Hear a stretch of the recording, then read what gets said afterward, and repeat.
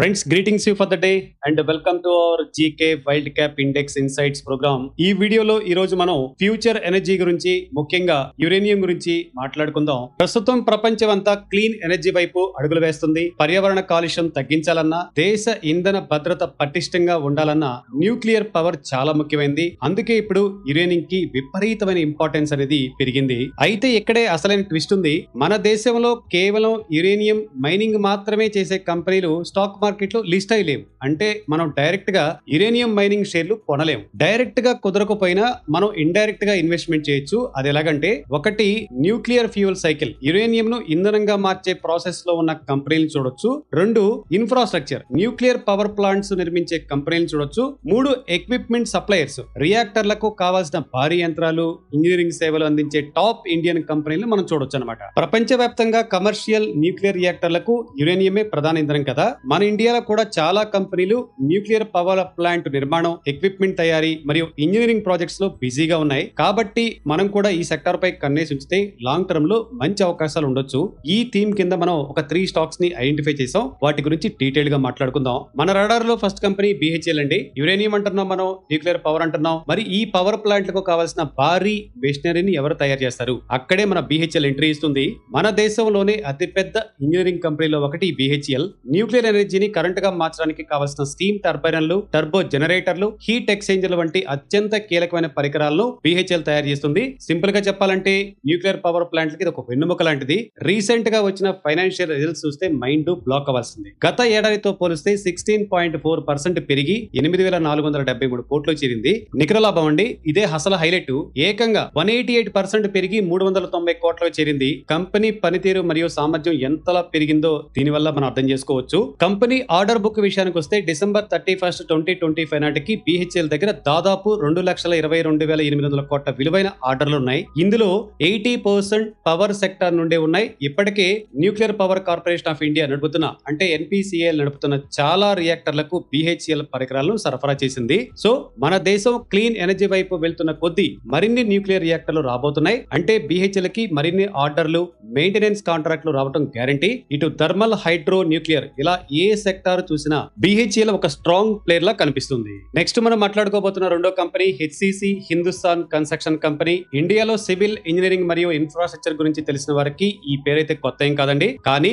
Nuclear sector లో వీళ్ళ పట్టు చూస్తే షాక్ అవుతారు. ఇండియాలో ఉన్న మొత్తం 9,580 మెగావాట్ల న్యూక్లియర్ పవర్ కెపాసిటీలో ఒక్క HCC కంపెనీ ఏకంగా 5,780 మెగావాట్ కెపాసిటీ ఉన్న ప్లాంట్ నిర్మించింది. అంటే మన దేశంలోని న్యూక్లియర్ ఇన్ఫ్రాస్ట్రక్చర్ లో 60% పైగా వాటా వీరిదే. న్యూక్లియర్ ప్లాంట్ లో అత్యంత క్లిష్టమైన కోర్ భాగాన్ని నిర్మించగల అతి కొద్ది కంపెనీలలో HCC ఒకటి. Q3 FY26 ఫలితాలు చూస్తే కంపెనీ మళ్లీ పుంజుకున్నట్టుగా కనిపిస్తుంది. 925.32 కోట్లుగా టర్నోవర్ నమోదైంది. గత ఏడాది Q3 FY25 లో నష్టాల్లో ఉన్న ఈ కంపెనీ ఈసారి 8.07 క్రోర్స్ నికర లాభాన్ని ప్రకటించి అదరగొట్టింది. Company order book and future plans విషయానికి వస్తే డిసెంబర్ 2025 నాటికి కంపెనీ దగ్గర 13,148 క్రోర్స్ విలువైన ఆర్డర్లు ఉన్నాయి. రీసెంట్ గా రైల్వే ప్రాజెక్టుల ద్వారా 1,478 క్రోర్స్ కాంట్రాక్టులను దక్కించుకుంది. మరో 2,675 క్రోర్స్ ప్రాజెక్టులకు సంబంధించి వీరే తక్కువ ధరకు బిడ్ వేసి ముందంజలో ఉన్నారు. పైగా వీళ్ళ దగ్గర మరో 53,820 క్రోర్స్ విలువైన బిడ్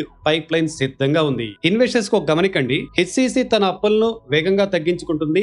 రీసెంట్ గా చేపట్టిన 1,000 క్రోర్స్ రైట్స్ ఇష్యూకి 200% సబ్స్క్రిప్షన్ రావడం చూస్తుంటే ఇన్వెస్టర్లకు ఈ కంపెనీ పై ఎంత నమ్మకం ఉందో అర్థమవుతుంది. గవర్నమెంట్ ఇన్ఫ్రాస్ట్రక్చర్ పుష్ మరియు న్యూక్లియర్ పవర్ లో వీరికున్న మోనోపలి ఈ కంపెనీకి పెద్ద ప్లస్ పాయింట్ అని మనం రాసుకోవచ్చు. మన రాడార్ లోని లాస్ట్ కంపెనీ MTAR టెక్నాలజీస్. గతంలో చాలా సార్లు ఈ కంపెనీ గురించి మనం మాట్లాడుకున్నాం కదా. న్యూక్లియర్ సెక్టార్ లో క్వాలిటీ అండ్ ప్రిసిషన్ విషయానికి వస్తే ఈ కంపెనీ పేరు ముందుంటుంది. మన దేశ సివిల్ న్యూక్లియర్ ప్రోగ్రామ్స్ లో వీరు చాలా కీలక పాత్ర పోషిస్తున్నారు. MTAR technologies nuclear power corporation of India NPCIL తో కలిసి పనిచేస్తున్నారు. న్యూక్లియర్ రియాక్టర్ కోర్ లో వాడే అత్యంత సంక్లిష్టమైన విడిభాగాలు, అంటే fuel machining heads, drive mechanisms మరియు కూలెంట్ ఛానల్ అసెంబ్లీలు వంటి హైటెక్ పరికరాలను వీరు తయారు చేస్తారు. ఇవి ఎంత సున్నితమైనవి అంటే వీటి తయారీలో చిన్న తప్పు కూడా తావుండదు. కంపెనీ ఫైనాన్షియల్ విషయానికి వస్తే డిసెంబర్ 2024 లో సేల్స్ 174 క్రోర్స్ ఉండగా డిసెంబర్ 2025 కి 278 క్రోర్స్ పెరిగింది. అండ్ నెట్ ప్రాఫిట్ విషయానికి వస్తే డిసెంబర్ 2024 లో 16 క్రోర్స్ ఉంటే